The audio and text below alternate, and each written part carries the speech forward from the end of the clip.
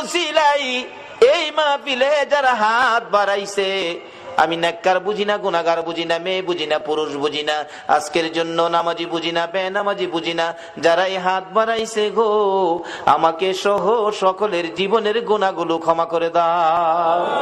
মাওত, ক্ষমা চাইলাম, জীবনের গুনাহ ক্ষমা যদি না করো, কবে জানি মৌতের চিঠি দিয়ে আজরাইল পাঠাইয়া দাও, কবে জানি গর্তে বাহির করবে রে, আর ঘরের ভিতরে নিবে না। উঠানের কিনারে পর্দা টানাইয়া জীবনের শেষ গোসল করাবে রে।